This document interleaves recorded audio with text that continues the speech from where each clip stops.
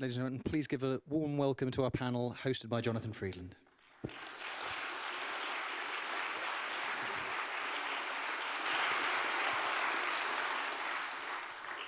Thank you very much. That was a party election broadcast by the Guardian Party. I hope you enjoyed that. A very warm welcome to the home of the Guardian and to this event, this election results special. It may not be discussing exactly the results some of you had in mind when you booked your ticket. I appreciate that. But nevertheless, we're going to attempt tonight to analyse and discuss some of what happened overnight. We're going to do a discussion here, and I'll introduce our panel in a moment. We're also going to open it up to, as you heard on the film there, a two-way conversation with all of you. We're going to hear as well from a man who's had a pretty demanding last 24 hours, the Guardian's pollster.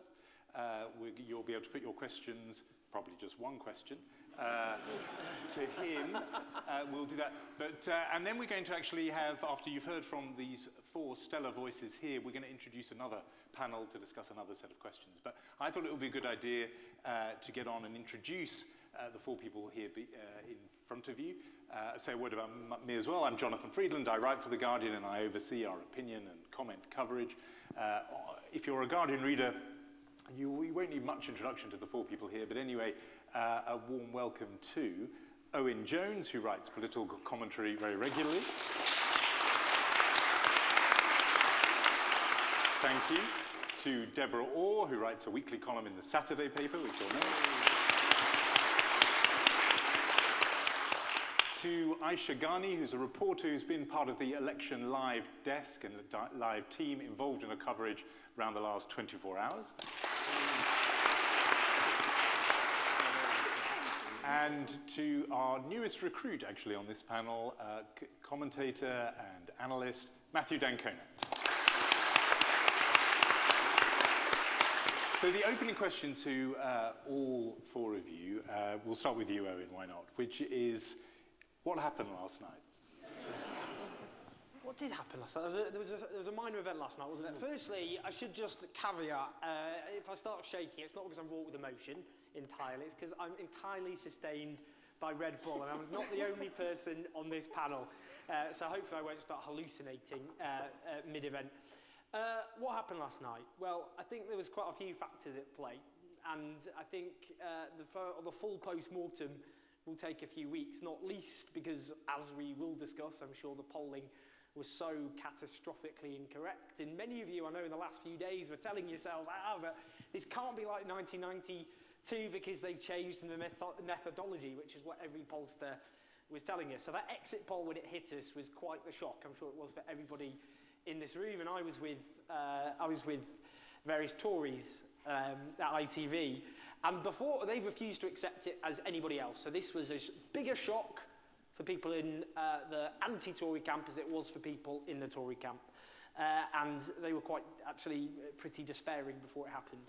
I think there are a few things. Scotland, above all else, of course. The catastrophic strategic decision of the Labour Party during the referendum campaign, regardless of your position on that referendum, to form an alliance with the Conservative Party in a campaign which was largely based on fear.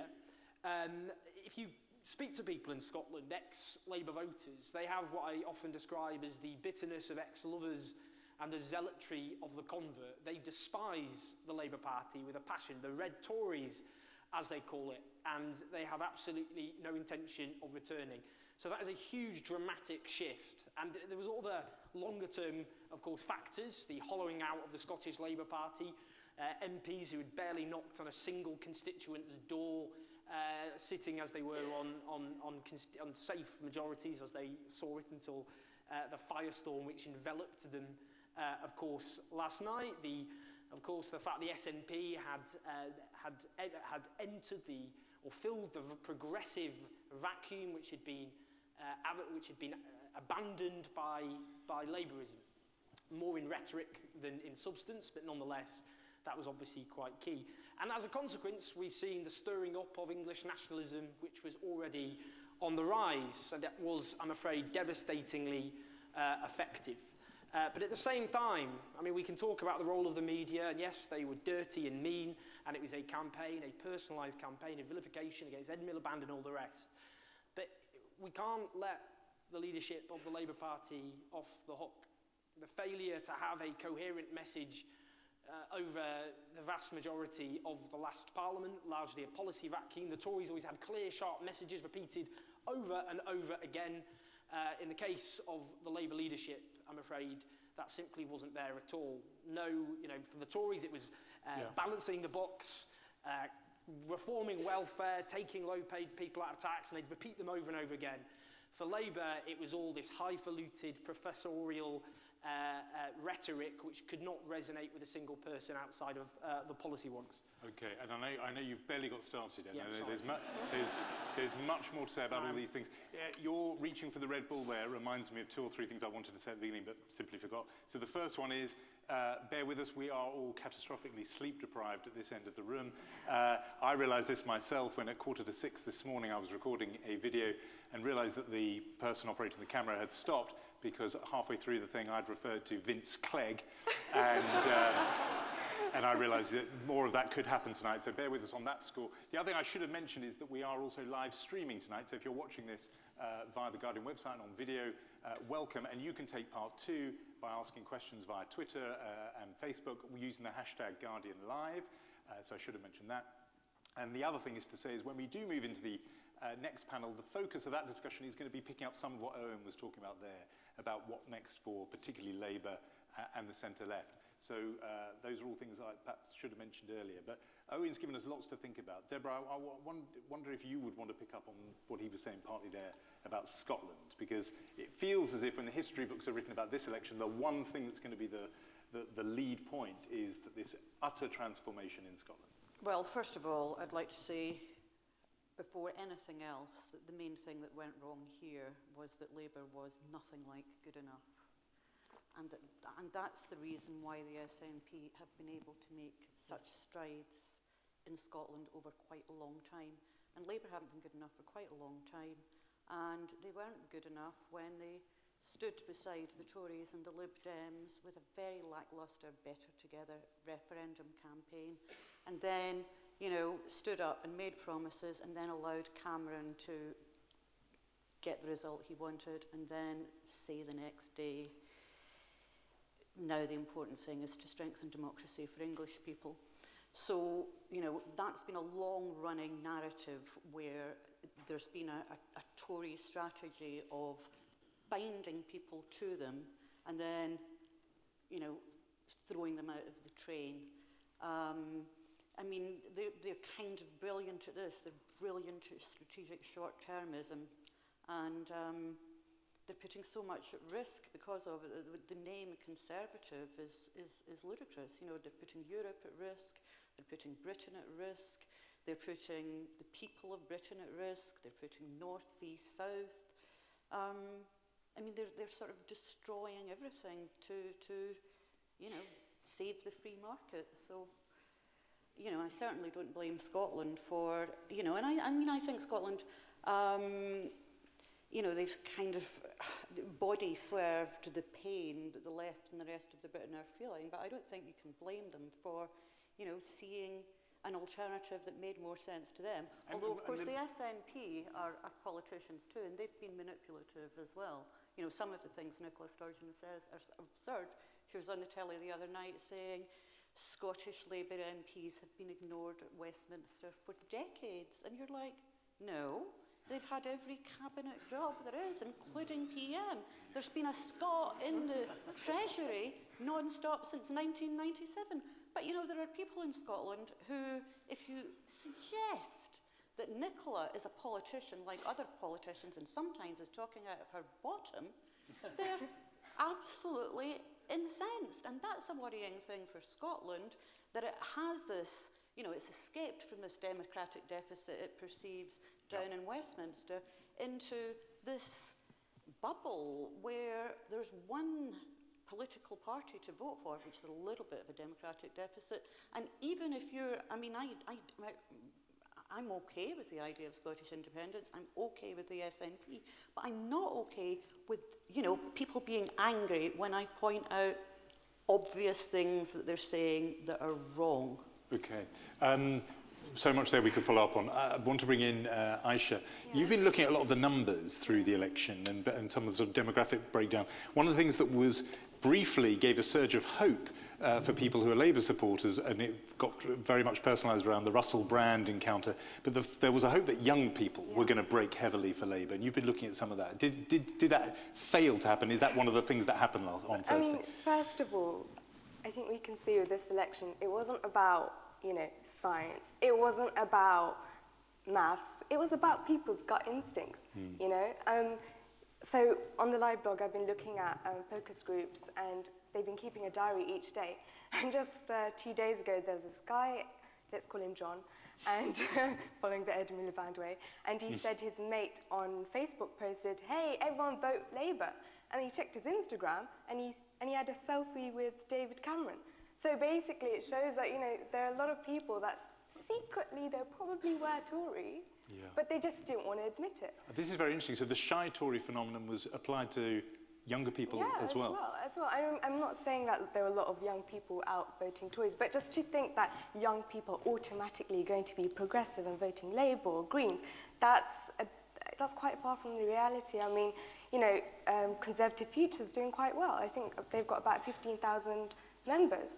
I mean, if we're talking about young people, I went to university during the recession. There's a lot of people like me out there. 5 years ago, I was at university, and then the whole tuition fee thing happened. There are a lot of people my age, younger as well, who are affected by the cut of EMA. And with the tuition fee hikes... But you'd have thought that would make them very firmly anti-conservative. Yeah, you'd think that. But I mean, did they turn out? Well, I think the youth voter turnout actually increased. It's 56 or 58%, which is higher than last time, which is great. So, this view that young people are apathetic and they don't care is not true. But just to think that automatically it translates to young, progressive voters isn't true. Perhaps in urban areas, I mean, you can see in London, it's become much more Labour, even though we've got a Tory mayor. But as in other areas, I mean, I think we have to look at it closer. We have to look at the issues that people care about. And if we're talking about, whether it's, housing is a real issue. And I don't think many people have picked up on that until quite late. And that's not on. So this assumption that younger people would break for Labour was one of many faulty assumptions. Matthew, I'm going to cast you in this role, which uncomfortably you probably have quite often at The Guardian, as our sort of emissary from Planet Tory a bit. The perspectives you've heard so far, in a way, have come from the parties that lost. I mean, the SNP won big in Scotland, but they're on the wrong, so that there'll be an opposition party. From the people you speak to around David Cameron in the Conservative strategists, what do they think? Given that they themselves didn't predict this result, they certainly didn't predict an overall majority. What do they think went right on Thursday that none of us were expecting? Well, I think that one of the things that went right is that the left has a pathological tendency to regard itself as the default position morally, and all electoral results to be a consequence of its own variables. So when it's analysed, even now when Cameron is back in number 10 with a majority, the left is talking about how it was all about the SNP and Labour should have done this, and the SNP did this, and the SNP did that, and Labour should have done that. But actually, this is a tremendous validation, whether you like him or not, of Cameron's strategy. And there are things for the left to learn from that. Now, Labour, we know, can win elections. The worst thing to do as a consequence of this election would be for the left to retreat into, people always say that the right has two positions, complacency and panic. And I think that the left has two positions, which are self-righteousness and self-loathing. And neither are appropriate now. The point now is to find yourself a good leader and a good strategy and beat them next time, not to retreat into a kind of fantastically microcosmic analysis of each and every variable in the campaign. And what was you say he had a strategy. What was his strategy that now we know is a winning strategy? It's interesting. So I went back through my notes, and it is true that not a single Tory said to me that they would get more than 290, except for Cameron, who said, I'm only 23 seats off a majority. This was in the interview I did for The Guardian on the 16th of April. He said, why should I always be talking about what I do in a coalition deal? Why can't I assume that I have a chance at a majority? And he took an incredibly straightforward approach to his strategy, which was economy and leadership. And I was one of the people who said there's not enough hope in this, there's not enough vision, there's not enough of what Clinton would call the future business, there's got to be more hope in it, but fair play, it worked. And it worked spectacularly. I mean, this is the first time a governing party has put on seats, I believe, since, what, 83? And that is a major fact. And that deserves to be, if not celebrated, then certainly analysed. I mean, that's what I think people should be looking at today. Not the kind of, you don't relitigate defeat. The last thing the Labour Party should be doing now is going into a kind of spasm of pain. If we don't panic now, when should we panic? I want to broaden out in a second, and we'll do that, because I can hear there's already people with some contributions to make. Let's just go around once on this question, which is, now they're there, what's at stake? What might happen? Owen, you wrote a few pieces sort of warning of what could come in terms of, the harshest measures on welfare in the name of austerity. Now that it's a reality, what do you think is at stake now? Well, I don't want to frighten everyone. And my rule with meetings is always people leave more hopeful than when they enter the room, which I realise on a day like this is going to be a tough gig, to say the least. Well, there's quite a lot at stake. The welfare state, £12 billion worth of cuts, which will fall on the backs of the working poor in a country where most people in poverty and work earning their poverty, where we subsidise poverty pay, and those subsidies will be cut without people's wages going up. The shredding of social housing. We already have 5 million people languishing on social housing waiting lists, and of course now there'll be a renewed onslaught on that. An attack on the trade union movement, the imposition of thresholds on strike ballots, which of course would never apply to members of parliament, often who are elected on a far lower level than will be expected of trade unions. Further tax cuts for people at the rich end of society. I think it will be disastrous for the National Health Service, which has gone through the longest real-term squeeze in funding since its foundation. Programme of marketisation, privatisation. I'm not cheering you up, I realise here. But look, there's a lot at stake. Yeah, the continued shredding of the welfare state and the marketisation of public services, redistribution of wealth and power to those at the top, and just the most pernicious thing that this government have done is the politics of envy, which is to encourage struggling people to always envy each other, that low-paid workers whose wages are falling, whose in-work benefits are being cut, should envy the unemployed scrounger down the road living in a mansion made out of widescreen television sets. And private sector workers, pensions decimated, should not be angry with their boss, but should envy the public sector worker whose pension is still intact. Why should they have it when you don't? And people who can't get affordable homes because they're not built, or they can't get a secure job because they've been stripped from the economy, should envy the immigrant. And that policy of divide and rule, of you've been robbed, so don't be angry about that, be angry your less deserving neighbour's not being robbed enough, I'm afraid will be ruthlessly promoted, and it will perpetuate some pretty disturbing social divisions in this country. But we will overcome, so everything will be fine. We'll come to that. Do you want to come in with something that you think could be at stake here? I just think this... I would be interested in what the audience thinks, but it's just been such a dirty campaign, and it has been us versus them, and it's been pitting, people have been pitted against each other. It's not just England and Scotland. I also think it's a generational thing. It is young people and old people, and also people from different communities. I really feel that. It's like there's this dragon that's been put there and they've slain it, and it's like, well, now we're going to have to pick up the pieces. Who's going to build up those communities together? Who's going to, What thing do you have in mind there about pitting communities? I'm just like very, just from the top of my head, if we're talking about surveillance state, if we're talking about specific people being targeted or sort of profiled every time they go to airport, people are going to feel that. They're going to feel that wasn't particularly part of the campaign, but you think that's something that's coming? Exactly. I mean, one of the first things that Theresa May said this morning when she was asked by Dimbleby, what was one of the difficulties being in government with the Lib Dems was, I couldn't push some of these measures through. That's an important point. Really what about that, Matthew, the idea that now the brakes that the Lib Dems represented will be off, and all these things that they wanted to do but didn't, Human Rights Act, the top rate of tax going down to 40p. The Lib Dem restraint is off. What is certainly true is you'll see the real David Cameron now, for better or for ill.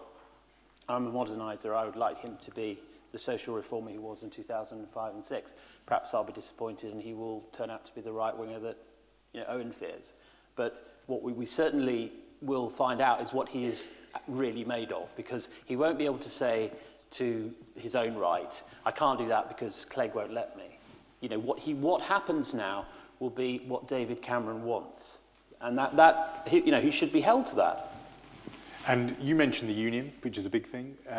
Something else, perhaps, and then I'm going to take questions. It's a funny situation Scotland's got itself into now, because it's got to negotiate some kind of peace with Cameron. Yet all the power is on his side, because it's not like they can say they won't. It's not like they can say they can take away Scotland's support for the Conservatives, so for his short-term electoral gain, there's no a leverage huge in the Scottish no leverage. There's a huge temptation to sort of say, well, have Devo Max, and then sort of stand around and put a few tripwires in and so on and so forth, and say to be actually sort of to want Scotland to fail and to be vulnerable and to save the Union that way. So that's not cheering. So not cheering, but let's now take some contributions from here. Lots of hands going up. We've got microphones going around. Why don't we bring one to this row here? We'll take these two people here. Was there a hand up here that I saw? Keep your hands up if you quite keen to make. So far, I'm seeing only male contributors, and it'd be nice to have a mix. So we'll hear from these two here, and then we'll take it from there. Yeah.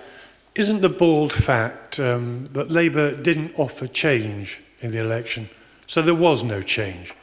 And that's the real reason why Scotland defected in the end. Nothing to do with the independence vote. It's just that Labour wasn't offering change. Okay. I mean, after the loss in 2010, Labour really needed Marshal Zhukov-like leadership and clear ideas. What it actually got was ideological mush and a bourgeois metropolitan leader. I thought you were about to say intellectual there. I also thought you were about to say imposition of martial law was coming, but you went in a different direction. We all thought you were going to do that. Very helpful, though. We've got it. Labour didn't offer change. Yeah. Only 1 in 4 people that are of voting age gave this government the tick in the box. How does that make this a legitimate government in this day and age? Okay. Let's just take a couple more and we'll bring it back. We can perhaps get the microphone there. As I said, I have got a bias towards, if there's a female questioner, it would be nice to bring... Is there a hand at the back there? So why don't we go all the way to the back there? Keep your hand up. That's it. Great. I wondered what people thought about the original Tory manifesto, which was to reduce the deficit within 2 years, take 12 billion off welfare, and then all the rabbits that were pulled out of the hat at the last minute with raising the inheritance tax, lowering inheritance tax and offering 8 billion to the NHS. And what they do now, which of the commitments are in writing, they're completely inconsistent with each other. It doesn't have to be in writing, it has to be engraved on a giant tombstone. That's the rule now. But Matthew, why don't you pick up that? What were, exactly the point. You're right, they're not costed, and you're fully entitled to say that that's an inconsistency. It was.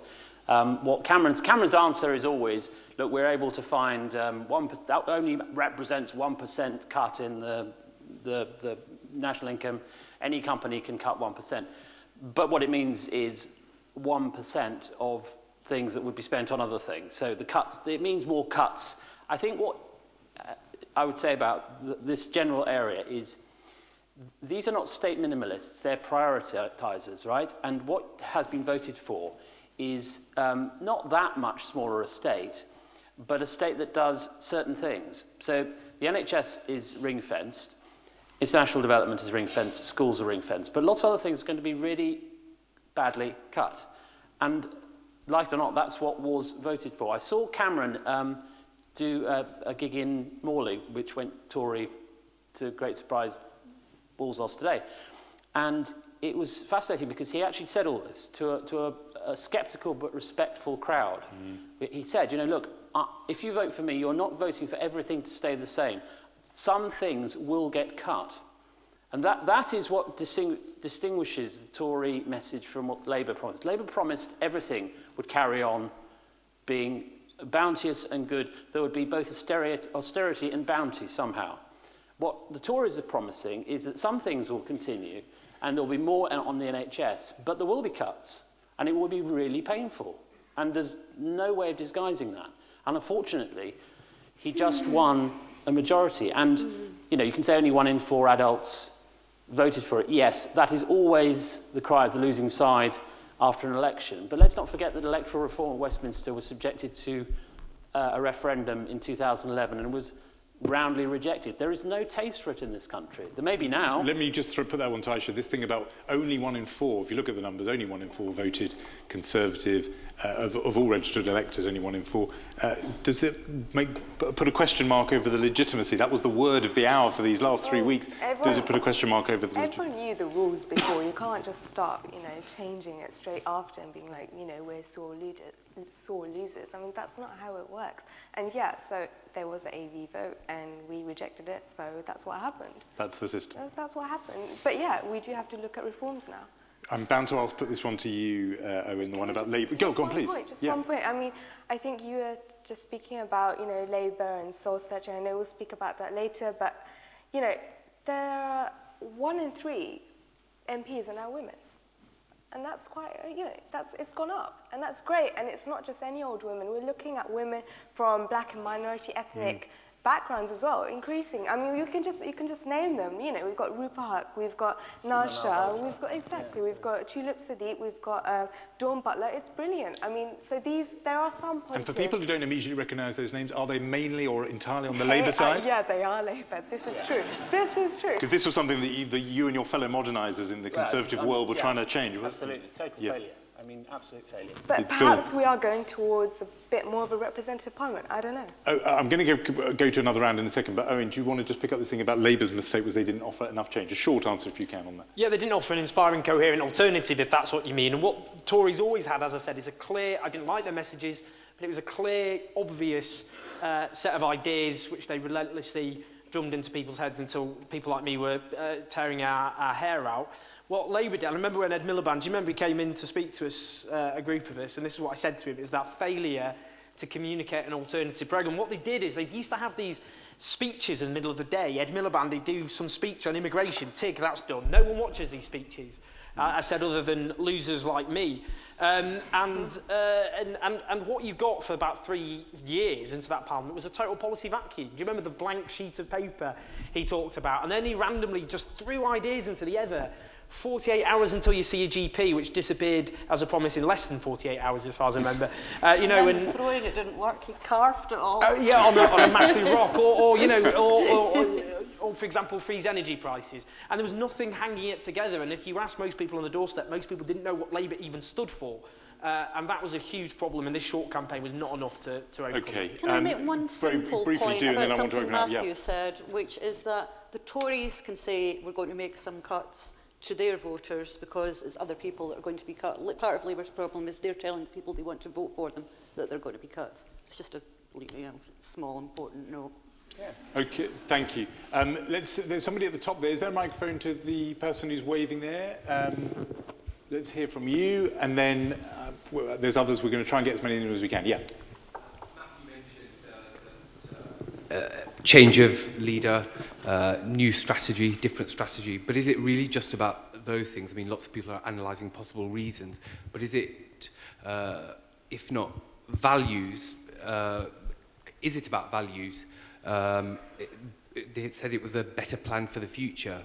Clearly nobody accepted that, or a large number of the population.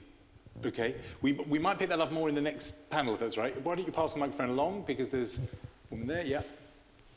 I was wondering if you could talk a little bit about the role that Linton Crosby played in the election and how influential you actually thought that he was in terms of setting the tone for the campaign, and whether that means that we can expect the negative energy to continue. Does your accent suggest you have a direct interest in this? Yes, indeed. in any way? I'm hoping we don't go down the same road as Australia. Right. Thank you. I'm going to mention here, because we've got a bit dotted around in the audience, we've got people who took part in our rather wonderful focused group, which was a panel of people who are non-politicians who gave regular commentary on the election on The Guardian. One of them was Mike Reid, who is a UKIP supporter. I'm wondering if Mike Reid is here. If you are, it would be good to hear from you. No, you've already spoken, actually. Well, let's just hear from some voice we haven't heard from yet. If Mike Reid is here, we'd love to hear from you. Otherwise, let's get the microphone to the man there who's waiting patiently. Yeah. We'll get both. Okay, Neil Nerva, who I recognise, and then we'll do you. Yeah, I remember the 1992 election was the first time I voted, and I remember the sense of surprise and sadness with the result. But that does nothing to the sense of deep foreboding that I feel today. I'm worried about the next 5 years. I work as a GP in a deprived area in London, and I've watched over the last 5 years as so-called welfare reforms and the Health and Social Care Act have sort of wreaked havoc on my patients' lives and our service. So my question for the panel is, how does the Labour Party and progressive politicians build a consensus over the next 5 years to resist what's coming, but also, as Matthew D'Ancona points out, be in a position to win in 2020? Okay, thank you. You've already got the microphone, yeah. Yeah, Jonathan, panel. Neil Nerva, a councillor from Hampstead and Kilburn, still recovering from pounding the streets yesterday. Something which we encountered in metropolitan London even was the politics of fear. And just want to internationalise that. We've seen 2 opinion polls where it was something different, what happened on the day to what people were saying, not just in the UK, but in Israel. A stunning difference in the election result from what was actually people thought was going to happen. Where does the centre-left go with the politics of fear? Okay. Thank you. I think we're going to bring it back here. We're going to have one quick round. Some of these questions will be picked up in the next session, but we do want to get to Alberto and to our next panel. So why don't we just pick up some of those that make sense. What do you think about the, Deborah, what do you think about this idea of there's the GP who's saying he's got real experience of what some of these cuts could mean, some of these changes could mean. How do you turn that from individual experience into something almost like a movement? The depressing thing is that sort of I remember that in 1997 it all had to get incredibly visible and incredibly awful before you did have a huge groundswell of people saying this has got to stop now. So you did have schools that were falling apart and kids that were leaving with no qualifications and teachers that were, you know, sort of killing themselves. You did have people, you know, in their own poo on gurneys for 3 days vomiting and dying. You know, that was the time, you know, and the homeless people, remember the homeless people on the streets in London at that time and around the country, and, you know, the addicts everywhere and the misery, you know, so the only experience in my life of turning it round and stopping this stuff is seeing it get so bad that everyone can see it and people can't sit in a room and be brave about Cameron making some cuts, because they're going to be cuts to people they've never met or seen or known. Very quickly. Which is not very upbeat, well, sorry. Firstly, those people have been terribly let down by the Labour Party and their failure to inspire people. But just on that, George Lakoff is a political linguist in the United States, and he says that the right often use stories whilst the left use facts and statistics. But we're human beings, we're not robots, we empathise. We don't think in terms of, you know, the facts and statistics. And all too often I fall back on that. You know, how many percentage of people are affected by a certain policy? We need those stories, because when the newspapers put on the front page a benefit scrounge in a mansion, as I say, made out of widescreen television sets, that is intended to get the blood of the reader boiling, because people see it as a human story. And I say benefit fraud is worth 0.7%, and they can go, well, there's benefit fraudsters on the front of these newspapers, and that anecdote will always trump a statistic. And it's the same with these sorts of experiences. We haven't heard all too often those stories being told and given an actual platform, because at the end of the day, we do empathise with human beings, and we need that kind of emotional connection. It's a point that tonight's Guardian editorial makes, actually, that Labour has to rediscover the gift of storytelling. It's a point that we make tonight. Aisha, do you want to pick up on the politics of fear point, which seemed like an echo of some of what you'd been saying earlier? And then we'll ask you about Linton Crosby. Well, you know, we're talking about politics of fear and this thing about a narrative. There's a clear narrative that was set out by the right of this country. And we, you know, I just think in terms of progressive politicians, they didn't challenge it. They accepted it. And they didn't come out fighting and say this is wrong or this is wrong. It's like as every single time Theresa May said avocado, it was like a spell, and everyone was spellbound. She mentioned it every single time at conference, and it was like, yeah, we accept it, and they weren't discussing the issues at hand.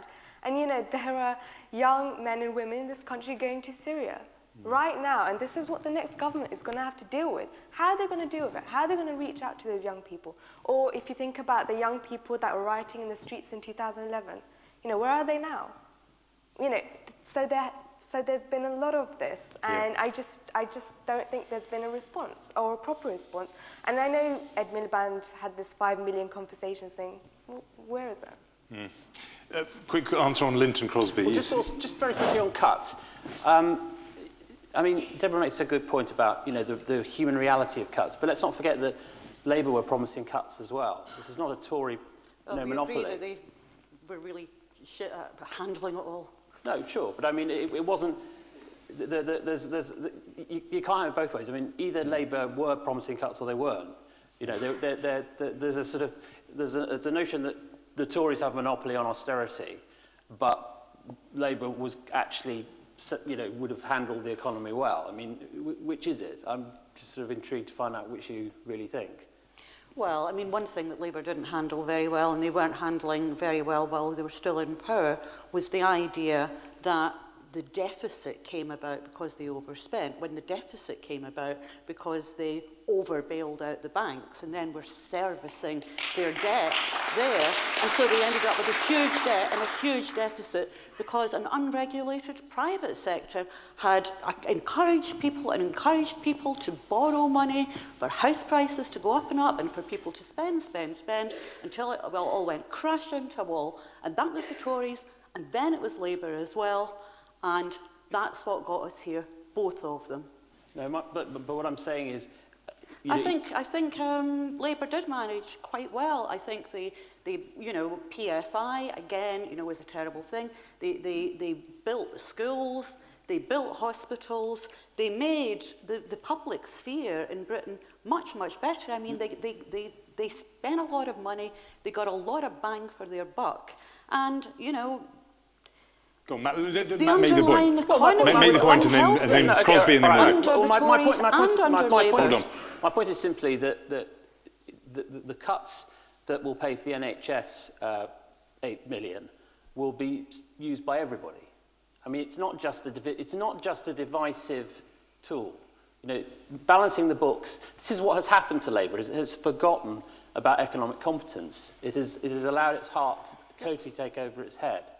And that was one of the things that happened in this election. Can we just look? What was so clever about your side? And this is again, I mean, one of the other things that's completely hobbled Labour is their total failure to rebut the argument that overspending caused this economic crisis. Now, and the reason I say that is George Osborne, as Chancellor, committed to Labour spending plans, pound for pound, until the end of 2008. Sure. Now, what was so frustrating is people like me, arch critics of Blair and Brown, ended up defenders of New Labour's economic record from their own supporters because they failed to knock that very firmly on the head. And that is, you know, drag them down. Yeah, but Owen, and yet here we are. Yeah. Well, I know. You made that argument, and Miliband made the argument. He didn't make that argument. Well, Miliband made the argument about the wickedness of Tory cuts throughout the election. He did. Time after time, Miliband and Balds make the argument that was wrong with about austerity, right? Yeah. And how there was nothing wrong with Labour spending, and the electorate roundly rejected it. And you can't get away from that. Over the last 5 years, there was absolutely no attempt to take on that narrative. That was the problem. That's what dragged Labour down in terms of economic credibility. Crimea River. And that's why a large section of the population blamed the current cuts on the previous Labour government. That's why they, even when austerity cut off the economic recovery in 2010, led to the worst economic recovery we've had since the Victorian era, they still lagged in economic credibility because they failed to take on that narrative at all. And just because he mentioned it once in an audience on question time a week before the polls doesn't mean they took on that narrative. They certainly did. It was a catastrophic We're going to have to conclude this because I also must get the answer to the questioner's point about Linton Crosby. Well, Linton Crosby is the answer. That's a one-word answer. Go on, do Linton Crosby quickly. He's not my favourite guy at all, but it's obviously a vindication of his style. I mean, unfortunately, he'll be around a lot longer. And he'll get hired in lots of places. I fear so, yeah. I'm just going to close this here with the question about austerity. Is it your view that almost whatever the merits of the argument that Owen's making, Labour should now just decide to write that off because the electorate have made their mind up and just let it go as an issue? You've lost the argument about Labour overspending and just cut it off and say, OK, you're right, you win, move on. Well, certainly move on. Certainly move on. I mean, you know, elections are, by definition, major punctuation marks. You know, that's what they do. And patently, you've lost the argument. We're going to become Food Bank Britain. Is that what we want? I worry about Owen's point about leaving people down. But don't worry, we are going to have a whole other round. I think we are now going to put the recovering pollster, Alberto Nardelli, into the spotlight. We are going to have a change of panel, but for now, why don't we just thank our 4 panellists here. Thank you. If you head that way, thank you all. And thank you. If you head that way, while one team go that way, magically a new one will come in their place. But we're going to talk to Alberto, and I can't quite see where Alberto is, but he should be here somewhere. There he is. Good. Alberto, do you have your slide and everything else? Put on the slide, yeah. Good. So why don't we just introduce properly. Alberto Nardelli is The Guardian's data analyst, and he doesn't do the polling himself, but he crunches the numbers, and he's involved with our polling, because we, of course, commission polls as well. As you're going to be speaking, the next panel is going to be taking their seats, but don't be distracted. The question that is deviling you and your trade is, how on earth did you all get it so wrong? Well, I feel I have like the toughest gig tonight. So I think, first of all, it's important to make a distinction in yesterday's polls. And there was a clear difference in the polling in Scotland and the polling in England. And what's interesting is that the polls in the different parts of the country were carried out by the same companies and the same methods. In Scotland, the polls were very accurate in terms of the votes that people thought that the SNP would get, the seats that they would get, and critically also around turnout. In England, the polls were, in short, completely wrong. And I've been thinking about it a lot today, actually since about 10 p.m. last night. And I think there were 3 areas fundamentally where the polls were inaccurate. The first is the vote share of Labour. If you look at the other parties, the Conservatives performed a little bit better than how the polls had them in average. The polls had them on about 34.5 to 35%. The Conservatives ended on about 37.5%. So not massive differences. The big difference was with the Labour support. Labour got about 30% of the vote. No poll had them that low, and most of the polls had them on around 34%, so outside the margin of error. So that's a very, very big difference. The Greens, the Lib Dems, and UKIP more or less were in line with the polls. The second big difference was in the constituency polling for the Liberal Democrats. So nationwide, they were around 8%. That's more or less what they got. But according to the constituency polls, they were going to perform well in their strongholds. I think evidence suggests they didn't perform well in their strongholds. And the third big difference was actually turnout. So according to the polls, about 70% of people were expecting to vote yesterday. Only 66% did, which is a 1-point increase. So that's the things that they got wrong. If you add all of those things together, you get the big differences. Now, the second thing I was thinking about today is, why did they get that wrong? Now, obviously, there'll be technical reasons why. It might be that people in England and Wales were less truthful with pollsters, say, compared to people in Scotland. Maybe people in England and Wales are more shy than people in Scotland, or maybe there's some systematic problem with the way polls are conducted. For example, phone polling, not enough people use landlines anymore, or with internet polling, you always have some sort of self-selected sample. But that doesn't really, it might be the issue, doesn't really answer the question, because in other countries or in previous elections or in Scotland, yesterday the polls were correct. So independent of the technical sides, why is it that they underestimated the Labour support? And I think more interesting is why was the Labour support lower? So the first thing we looked at today is, and something that we thought about before the election, is that maybe supporters who say they were going to vote for UKIP would have gone back to the Conservatives. But actually UKIP got about 13% of the vote. They came second in more than 100 constituencies. And what was interesting is that actually UKIP hurt Labour and the Tories more or less in equal measure if you look at the country as a whole. The big difference is that actually people who said they were going to vote Labour, or probably more critically for the Labour Party, people who voted Labour at the last election voted for the Conservatives on Thursday. And if you look at the map, what's interesting, if you look at the constituencies on the outskirts of London, on the map on my left, you have, was expected to go red, lots of those constituencies, they went blue. If you look at the Midlands, you have a little belt of red, that went blue. And those are all, tend to be all suburban communities, lots of middle-class families interested, for example, around issues around the economy. And when the election came to it, they trusted, this is my theory, they trusted the Conservatives more on the issues, such as the economy, and they voted for the Conservatives. So, thank you, Alberto, very much. Well, a quick follow-up question is, how much is it the case that the polling was just wrong, or that things actually did change? And in the last few days, this argument that the Tories were pressing very hard about the Labour-SNP relationship actually changed people's minds. That might be an explanation for why polling didn't quite pick that up, or was just the polling was wrong? Well, I think there were definitely, I mean, there's various, you can always have a very late swing. You can have people, people can change their mind.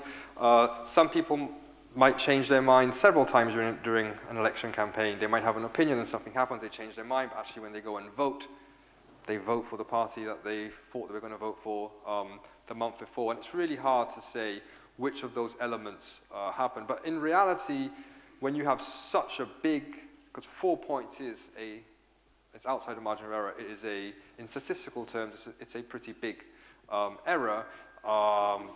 There was something wrong in the polling. I'm not going to go to you, unfortunately, because you've already spoken, but if there is a question specifically for Alberto from someone who hasn't yet spoken, any hands up with a question specifically for Alberto about the polling? Gentleman there, nice short question if you can, because I want to bring our next panel on.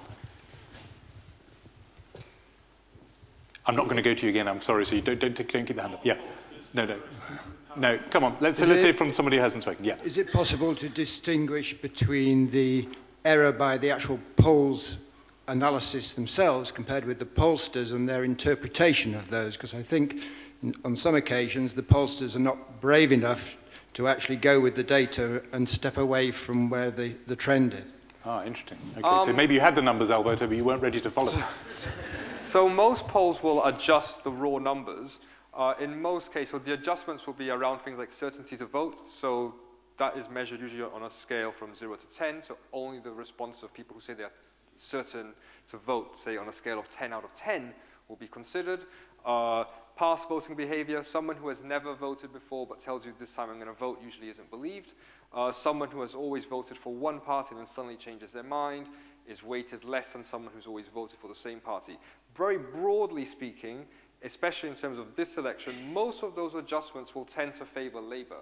So when you get your raw numbers, you will almost always have a higher Labour score relative to the Conservatives, and then because Tory voters will be more likely to vote, if they say they're undecided but voted for the Conservatives last time, they are likely to vote for the Conservatives again. So you might see pre-adjustment, a 3-point Labour lead, and after adjustment, the two parties are tied.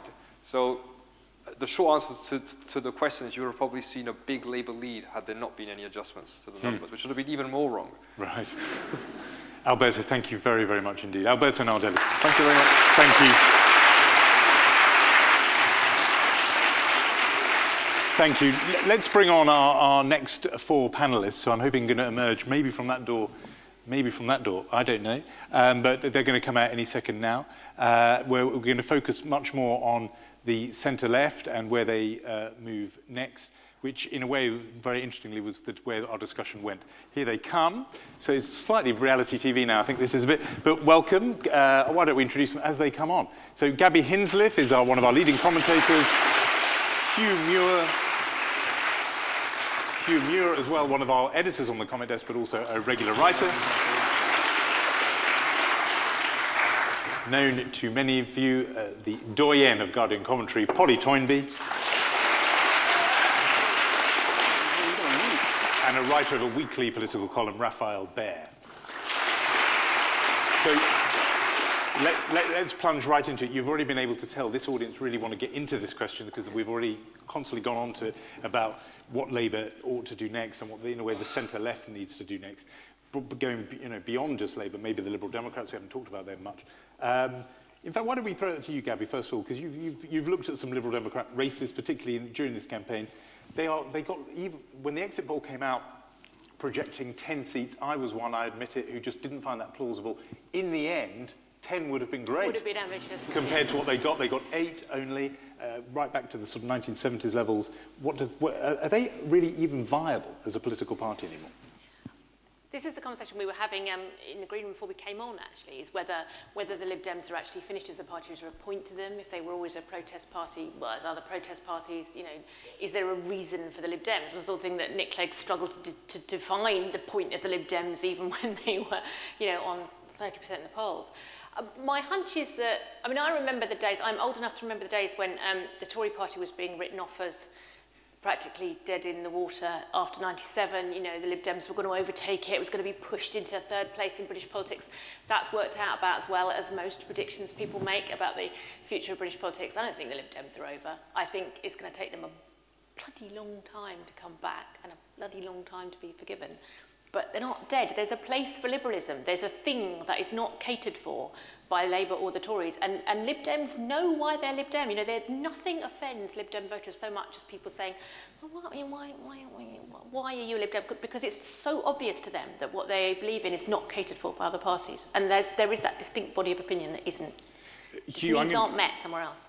So there is a place for them. Hugh, I want to put to you a question that came up in the audience earlier about Labour particularly, and whether a change of leader really would be enough, whether they need something bigger than that, different strategy, or even actually almost different values, that's how big the problem is. What do you think? I think they have to do a bit of both. I think one of the most dispiriting things after the result today was the speedy resignation of Ed Miliband. I don't think he should have gone so quickly. I think he should have hung around for a little while, at least just almost as an administrative leader, just to oversee what the party does next.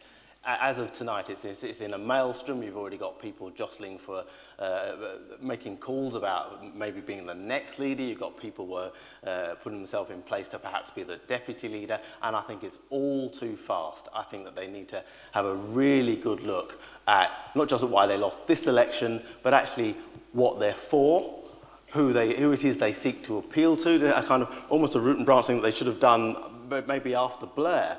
And by rushing into this leadership campaign, I think that they're robbing themselves of the ability to do that. I think Labour always tries to represent a broad church of people, but in the 21st century, that broad church has got wider and wider and wider. You have the Milibandism trying to represent, poor workers, 0 hours workers, and then you've got kind of Blairism looking for Mondeo man and a more prosperous kind of supporter. How does Labour tie those two together? Well, exactly, and that has gained real sharpness, hasn't it, Polly, with now that you've got Scotland, where, in a way, that kind of Miliband anti-austerity message seems to find a big audience, but, ready market, and they've gone to the SNP, and yet in England, it seems you have to be a bit more aspirational, a bit more Mondeo man, maybe even just a bit more conservative. I don't think you can have the same party that represents Scotland and England anymore. And I think that when you think about Labour and how it bridges representing Glasgow and the Isle of Wight, you realise that it's practically impossible. In fact, I think it is impossible. And that makes you realise that Scotland psychologically has gone. It can't be governed by the same party. I think Labour in Scotland has to start, well, it's quite easy since they've swept everybody away, completely start again at the very beginning, be an entirely new party, that has no obligations to the Westminster Party at all, that can have quite separate policies and can just be Scottish and think about Scotland. And that's a difficult thing to do. It's almost, almost a separatist thing to do, but I don't think it has any other chance of reconstruction in Scotland unless it becomes purely Scottish. Yeah, it's interesting. I mean, certainly what a lot of Scottish Labour people would say is that one of the most damaging things that happened to them in the last year was Johann Lamont saying we've been treated like a branch office by Westminster. I mean, that was no single statement did more to condemn Labour in Scotland. I mean, that might be overstating it a bit. And then you look by contrast at actually quite how effective Ruth Davidson has been in her own way as Scottish Conservative leader, demonstrating that, I mean, obviously the Tory brand is so toxic, it's something that's so hugely contaminated in Scotland that just by kind of proximity to the Tories in the Better Together campaign, Labour contaminated themselves. I mean, that's how bad it is. The sort of radioactive effect of Tory hatred actually started to decay the Labour brand very, very badly, although obviously that reaches back a bit further. So I think Polly's right about that, but more broadly, the extraordinary thing for me about last night in this context is that it's so bad for Labour because they lost 2 elections. I mean, the one that they lost in England was bad enough. I mean, there's a whole resurgence of this, what they used to call southern discomfort, the idea that, I mean, Nuneaton, an extraordinary constituency where all the people that Hugh is talking about, people in 0 hours contracts, people who haven't felt the recovery, absolutely everything that Labour's message that Ed Miliband's message ought to have been communicating, people were clearly rejecting it. The Tory majority is growing in places like Hastings, North Warwickshire. I mean, this is one election. And then separately, something happened in Scotland. And I think it would be very dangerous for Labour, and it will be a tendency, certainly on the left of the Labour Party now, to look at some of the rhetoric that the SNP was deploying, and you look at the speech that the 20-year-old student who beat Douglas Alexander said, that we'll all go and we'll fight against Trident, and we'll fight against austerity, and we'll fight against the bedroom tax, and say, aha, behold, actually, if you take this really red-blooded orthodox socialist message, it really works, and this is because Labour became sort of desiccated and too Blairy, well, that's how we lost. What's happened in Scotland is so much bigger than that, and I'm not sure there's anything Labour could have said to the people of Scotland that would have made the scales fall from their eyes and they'd remembered that they were social democrats. When you look at that Nuneaton result, don't you think that one of the surprising things about this election is that there was only a 66% turnout? Now, we've always been told you get a higher turnout when an election looks as if it's going to be really close. So a lot of those Nuneaton, but that was 0 hours, a lot of those 0 hours workers, a lot of those people, they just didn't vote. The young, the poor, the hard-pressed, Labour didn't manage to get them out. Gabby, what were you going to say? I said, but it's depressing, but 66% is high. It's higher than any turnout since 97. I mean, that's pretty depressing, but it's not. I want to just put something specifically to Hugh, because never let it be said that Guardian readers are not an optimistic bunch. Richie Thorpe asks via Twitter, I think, is there a silver lining for Labour with 7 new constituencies in London to build on? Could this radiate out? Now, you follow London politics quite closely, Hugh. What do you think of that? I'm not sure that there are wider, or to the extent to which there are lessons for London, for Labour in London, because London is so different. In terms of the demographic, in terms of the age, in terms of the minorities in London.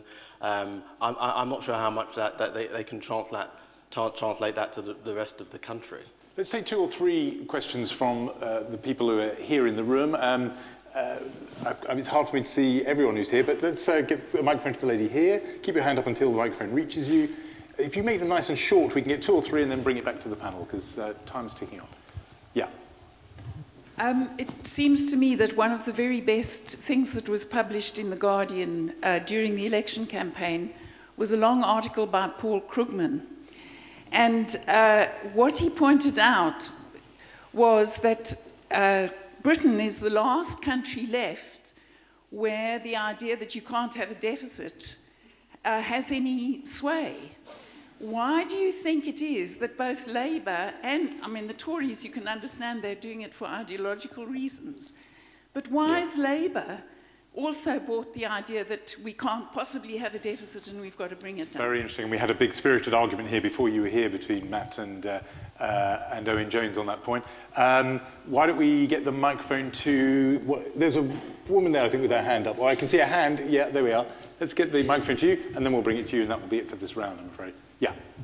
Hi, do you think there was a kind of misunderstanding of the UKIP vote in that maybe that Labour kind of didn't anticipate that so much of their vote might bleed into UKIP, and do you think that's something that kind of needs to be analysed going forward?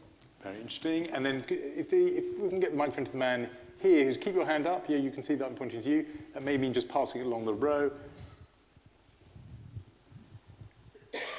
That's it. And then we'll discuss those here. Yeah. Thank you. I was really hoping this evening for an understanding of, a deeper understanding of what happened in Scotland, and somehow I'm not satisfied. I mean, Polly has kind of amputated them, and which felt quite glib to me. And this, for my money, happened overnight, practically, and I still don't quite understand how. No. Okay, thank you. That's good. Well, let's see if we can clarify as much as we can. Well, Gabby, you seem to have a strong view on that. Why don't you go on this Scotland point? On the overnight thing. Yeah, I mean, I remember, I was thinking today, back in 2009 it would have been, I remember having lunch with Jim Murphy. I was leaving the Observer, and it was at that point where he was clearly on his... It was that point when you knew they were going to lose the election, and we were discussing what you'd do afterwards. And he said, I'll just go back up to Scotland and fight the Nats. And at the time I thought, what are you talking about? That's not even, you know, that's about, he's going to go and do some kind of weird parish pump thing, you know, kind of parochial politics.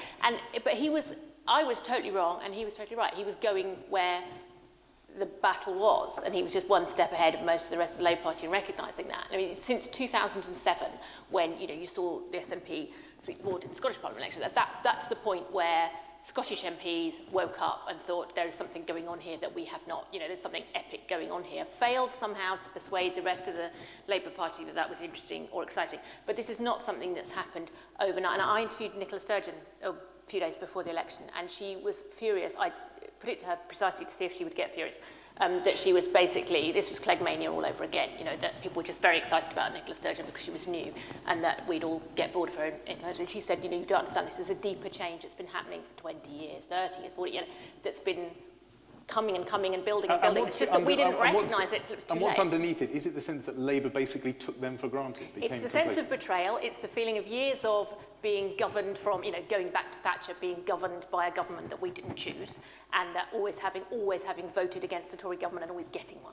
And that starts it. And then the feeling that Labour took them for granted, a fact that, you know, frankly was true some of the time, a fact that, you know, the most talented Scottish Labour politicians all disappeared off down to Westminster and became Chancellor, Prime Minister, Foreign Secretary. You didn't see them back in the constituencies. And that builds and builds and builds and builds. And that's the same sense of resentment that you find sometimes in some of those constituencies. Lady mentioned UKIP and Labour voters going to UKIP, and the feeling of, and you see it's time and time again in those northern Labour seats where UKIP came second in places like Sunderland, you know, what the hell's going on there, you know? And it's that feeling that Labour took us for granted. And sometimes it was true. Sometimes that's exactly what happened. I'm just briskly going on because I want to make sure each person's question gets an answer. So one question mentioned this piece, which was one of our new Guardian long read features, a wonderful essay by the Nobel Prize-winning economist Paul Krugman. It was called The Austerity Delusion.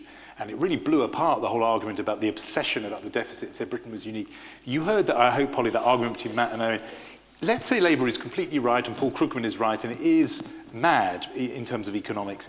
Has the political argument been so badly lost that Labour have to just say, right, OK, we get it, we spent too much, now talk about something else? That was certainly the case. I mean, you've only got to look at the numbers of people, you know. Krugman has been on about this from the beginning, but you've only got to read Martin Wolf in the FT, week after week after week, saying that this austerity, this deficit obsession is madness. It's wonderful stuff. And there are lots of other really serious economists, whether it's Simon Renrose, it's churning out all over the place. There is no shortage. And when you've got, you know, the Governor of the Bank of England and you've got the previous one, and you've got more and more people coming out saying, first of all, the crash wasn't caused by overspending, and secondly, the deficit is manageable. But the trouble is the argument was lost. And I don't think it's altogether Labour's fault that it was. Some people have said, oh, well, this took so long electing a new leader. By then, the lie was halfway around the country, 3 times around the country, and it was too late to put it back. Nearly every single country that was in charge, every single government that was in charge during the crash fell for that reason. They were blamed. Labour was thoroughly, totally, utterly blamed, despite that In fact, there's a good deal of evidence that Gordon Brown did save the world to some extent. But in terms of where we are now, though, But should where Labour we are just now- suck it up, you know? I think Labour has to remake the argument again and say, this is where we've got to now. That's where we were then. This is where we've got to now. Interest rates are still very low. It isn't necessary. And I think that they were beginning to win the argument to say you could go slower. So I'm not sure that the deficit was the linchpin. The linchpin was we don't trust Labour with the economy.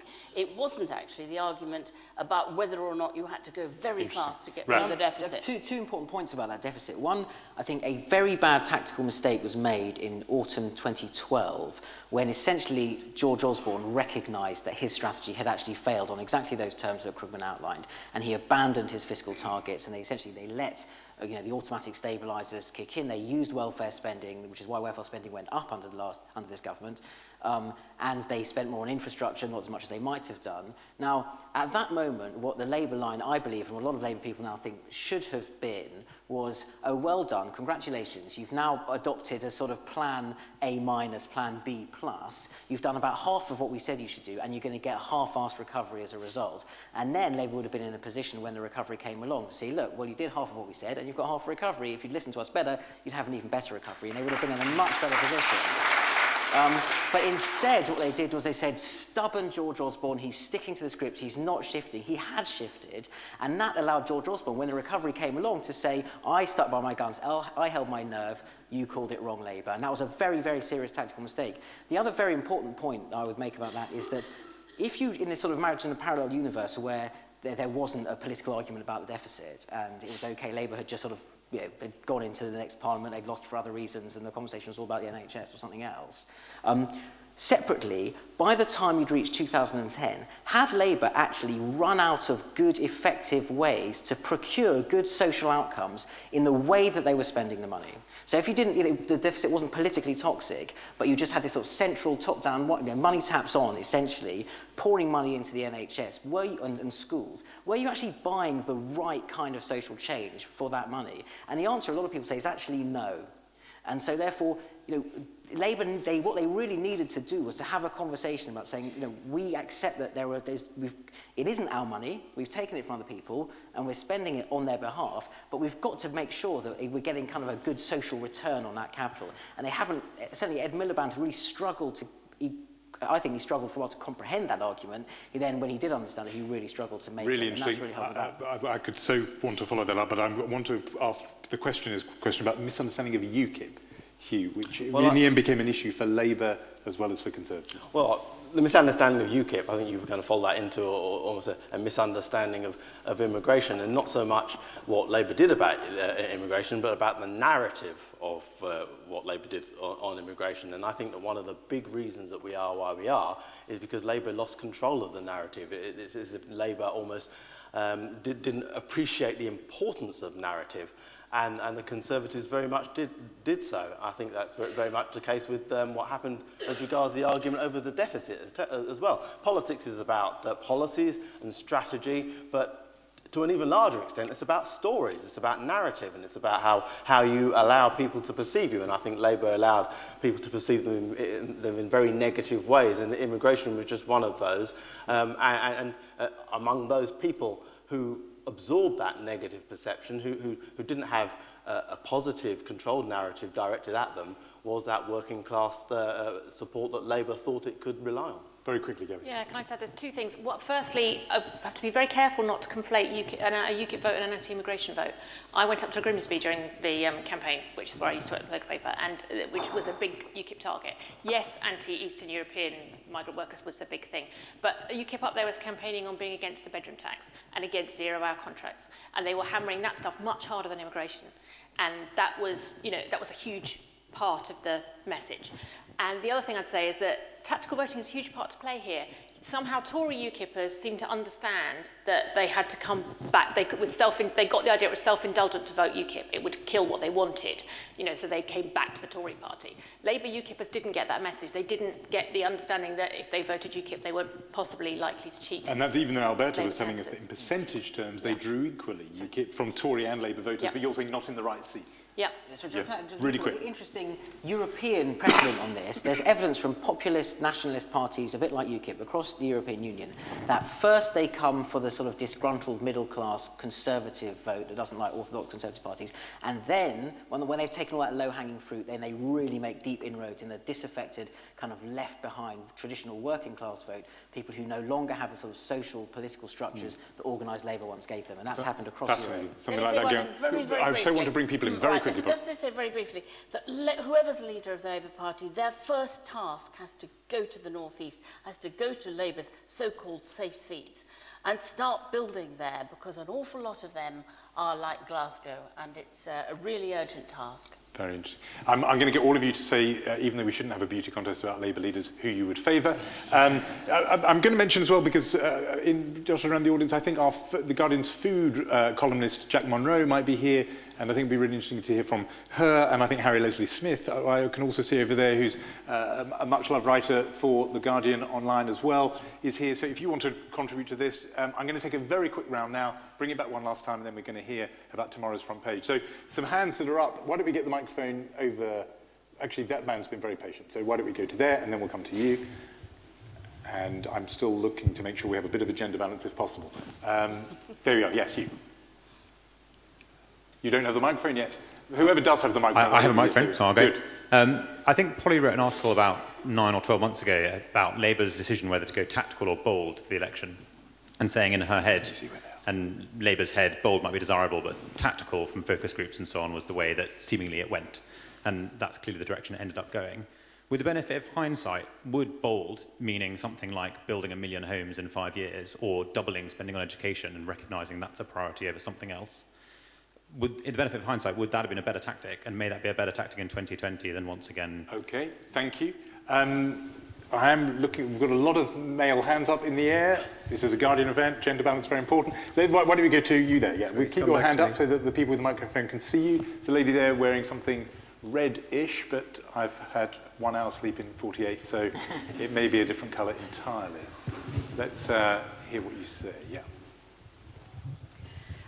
I spent time this morning working with people who may be considered on the margins of our society already, and hearing their reactions to what had happened overnight was terrible and very moving. And I wonder if anybody has any sense of hope for how things might improve for those who are already marginalised. Thank you. Let's take one more, and I'm just going to let it be you because you've been waiting patiently. Yeah, I'm sorry for everyone else. We've just got the clock against us. Yeah. Just to go back to Scotland, what I think is really very, very important. If there had been a left-leading majority coming out of this election, I think that unquestionably the SNP MPs would have had a big influence, whatever Labour may have said before the election. But given what has happened, they're going to pour down across the border and have absolutely no influence whatsoever, it seems to me. Now, if it had been the former, maybe naively, I thought that it might lead to them thinking, well, maybe there is something to be said for the United Kingdom after all. Given what it is the Union salvageable now at all? Thank you. Polly, why don't you pick up exactly that point? Really interesting. I think you're absolutely right about that. I think that Cameron winning again and winning with a majority is catastrophic for the Union. I think it's partly accident that they don't vote Conservative. Why should they be governed by Conservatives? But also deliberate in the terms of how callously, just to win advantage, he has been willing to break the Union. How he came out when any good statesman would have come out the day after the referendum and embraced and welcomed the United Kingdom, would embrace them back, instead of which he said, we're going to punish your MPs. I mean, what kind of treatment is that? How did he expect to produce any kind of remedy and healing? It's not surprising that the whole thing went the other way. He did strike a slightly more inclusive note today in his yes, comments. But a bit late now. I mean, what is he going to do for them? What is he going to do for these 50 new MPs arriving? He is not going to do anything to help them. I would love to say a word to that woman there in red. Yes, do. Go on. I don't think we've said enough this evening about what an utter calamity and catastrophe today's result is. How disastrous for the people that you work with. How appalling. I mean, 12 billion of cuts that Cameron didn't even dare spell out what they were.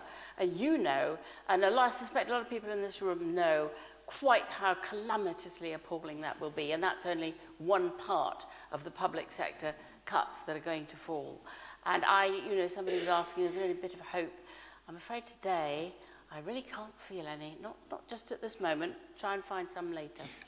Thank you. Caris McCulloch has contributed online, apropos our conversation about the union. Will we have a conversation about Wales feeling ever more forgotten? It has been telling. We've talked almost exclusively about Scotland. Does anybody have Wales? Well, yeah. I mean, I'm afraid I'm very guilty of not understanding or following Welsh politics even more than I'm guilty of not having dropped the ball on Scottish politics. So I'm sort of recycling what people have said to me, that one of a key difference is that the Welsh Labour Party appears to have done exactly the opposite of what the Scottish Labour Party did, which was accept with its devolution settlement that it had to engage autonomously as part of a Welsh political process. And I'm afraid I haven't seen this firsthand. I have to believe the people who have said this to me. But that did drain some of the potential poison in a way that in Scotland, it moved in the opposite direction. So we've only got a couple of minutes left. What about you, Hugh? Do you want to pick up this question about would it have been better if they'd gone big and bold rather than tactical? Question you mentioned, 1 million homes, or just something really big? I think they did need to show more ambition. But I also think that they needed to be more vigorous. I think the thing that, if you look back to the beginning of this Miliband era, nothing happened for the first 2 years. I remember talking to Labour spokesmen and saying, why aren't you saying anything about this? Health, in particular. I wrote the diary at the time, and I think John Healey was the health spokesman, and I remember writing appeals to readers to kind of ring in if anyone had seen John Healey recently. Because he was so silent, and this was at the time when Lansley was going through his various mad potions and machinations, the results of which we now see and we know, and Labour should have been absolutely opposing that. They should have been working out a strategy to oppose that. They should have been vigorous from the outset, and they never ever were. So yes, I think that they do need to be ambitious. I think they need to win, first of all. Where's the hope, you asked? Well, the main hope is that Labour wins, so they can't be indulgent. They need to actually also focus part of their people on people who will vote. Next year's a big test in London. Who would be a good mayoral candidate in London for Labour to win? Spare us, please. Yeah, I think that might well happen, but whether he would fit the description good mayoral candidate, certainly for Labour. He won't be a Labour candidate. I don't think that would happen. I think you'll see a contest probably between David Lammy and Tessa Jowell. Well, there is that saying, if you want excitement, go to the circus. Okay, let's. I've asked you about that. This is the last go. It really just very short, and then we're going to hear about tonight's paper. There is a Labour leadership contest now on. Hugh made the point that it's too early, but it is on. Who should we be watching? And is there somebody who's leaping out at you, each of you, who could be a potential? Slightly boshly, I refuse to play that game. I don't know who should be the next leader of the Labour Party. I don't think anyone in the Labour Party knows who should be the next leader of the Labour Party. Look at what's on offer. Do you think there is an out-and-out star that immediate... No. And I don't think there should be at this stage. I don't think Labour's first question should be who's the next leader. I think it should be why did we lose, what went wrong, and then who puts that right. Otherwise, it's like trying to treat someone who's critically ill by sort of throwing medicine at them in the hope that something will stick. You diagnose the illness, then you apply the cure. Okay. Also, by the way, I wouldn't go for ambition next time. I would go for competence. What people vote for, there's two reasons Labour lost this election. One is that people did not think it was economically competent. Never in history do people win when you are not ahead on the economy. And they didn't think Ed Miliband was a Prime Minister.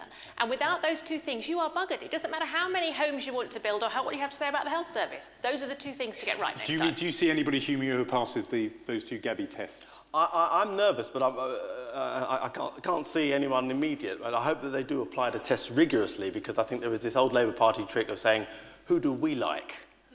who's popular within the party, who's popular internally, and not saying, well, actually, who can we project to a wider electorate? What we see today is that unless you can project to a wider electorate, you don't win elections. Okay, Raf, I'm going to look to you to play the showbiz game with me and give me some names. Come on. Well, yeah, okay, I'll be blunt. I mean, very high-minded on this side. I'll wait and see exactly who runs, but I think there is one, the front runners, the people who are organised and ready, as it were, to come out are, we know, Andy Burnham, Yvette Cooper, Chuka Umunna. There might be some other people sort of floating around. People talk about Liz Kendall a little bit. Some people talk about Dan Jarvis, but he's pretty, Liz and Dan Jarvis are pretty unknown, and so we don't quite know what they would represent as a proposition. They seem like very sensible, clever, competent people. But so if you take those front runners, Andy, Yvette, Chuka, the obvious problem I think with Andy and Yvette is, both lovely people I'm sure, is you will have a situation that someone described both of them to me cruelly, but I think not necessarily unfairly, as the kind of tired second lieutenants of New Labour, and the feeling that you clearly need some kind of generational shift. The idea that the pitcher's thrown the ball and you've struck out twice, and yet you're going to take someone from exactly the same team and struck out a third time is very, very risky. And on top of that, there is also the danger. This is going to be a very unpopular government very quickly because of all the things that Polly talks about, the horrible cuts they're going to do. Yep. They're going to be divided on Europe very quickly. And the danger is that they will sink in the polls. Labour will go up. You'll have a Labour lead of 7 or 8, and then they will slip back into the comfort zone and thinking, actually, just play it safe because we've definitely won. Didn't win this one, but we've definitely won the next one because the Tories are going to tear themselves apart. It'll be like 92 to 97 all over again, and that would be a disaster. Polly, I've very deliberately given you the last word. What do you think? All right.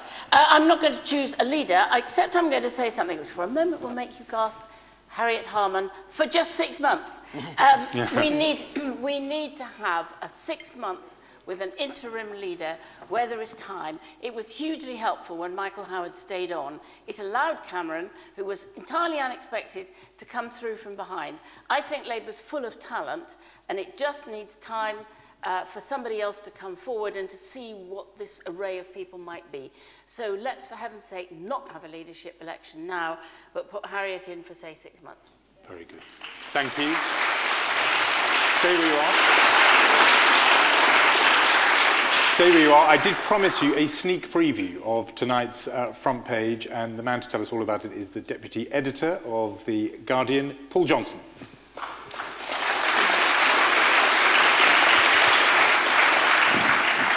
This is a selection of the pages. We're working away on these pages now at the moment. I mean, the backcloth of this is we finished last night with our last edition at 6 o'clock, which got to a few places in Hackney, Stoke Newington, and just south of the river. No, it was wider than that. We sold about 35,000, I think, and we did a 4:45 edition that sold about the same number. We came in at about 9 o'clock and started again. We've done the first 15 pages of the paper. We've also done a results supplement. And if you count all that together, plus the comments, so on and so forth, there's probably about 60,000 words. That's a small novel, but it's a novel. And we have to be finished by 8 o'clock. Tomorrow, we'll have a print order of about 500,000. We historically sell huge amounts of money, of papers, making huge amounts of money. We traditionally outperform the other newspapers at times of great political importance and big stories. So we're expecting quite a big sale tomorrow, so we have to be finished. The items in red are just being checked and revised. The items in green are finished, and the items in sort of purple are just being subbed.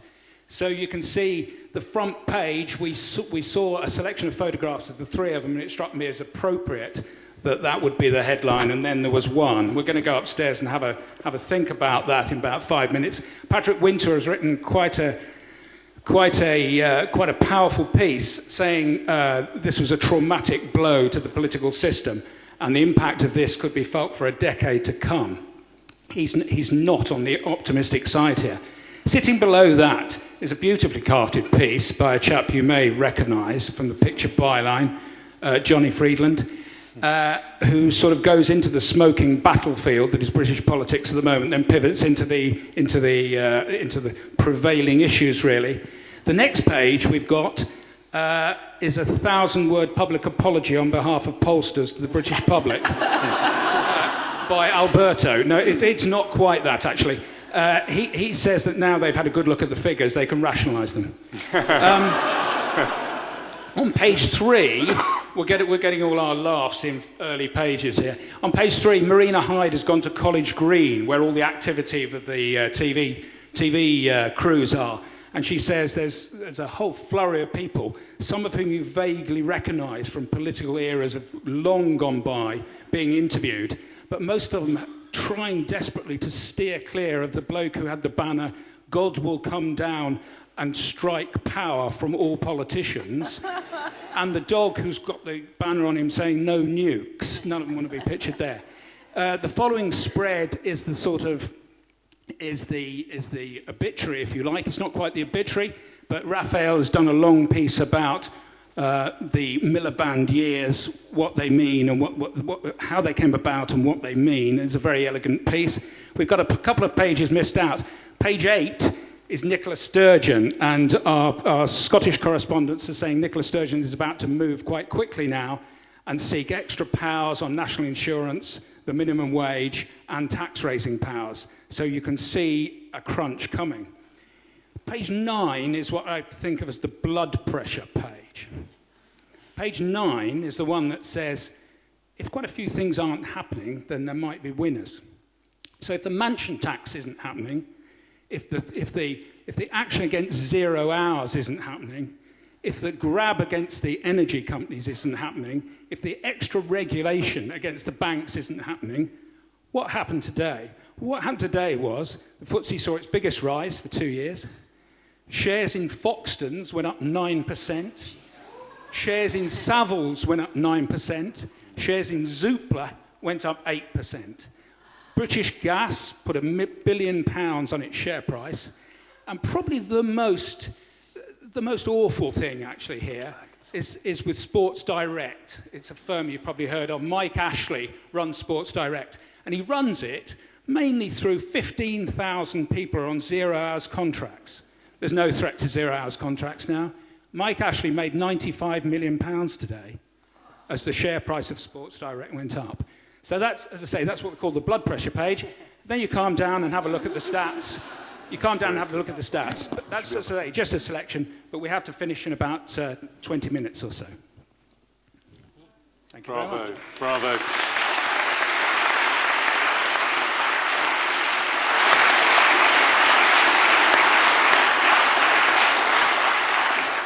Thank you very much, Paul. And we do encourage you, obviously, all to buy a copy tomorrow so that we can make lots of impressions on you by getting the paper. We've kept you here till just past 7:30. I hope it's been a stimulating evening and that you do feel, as we said in that promotional film at the beginning, as if this really is a two-way conversation between The Guardian and you, the people who make The Guardian, the people who read it and follow it.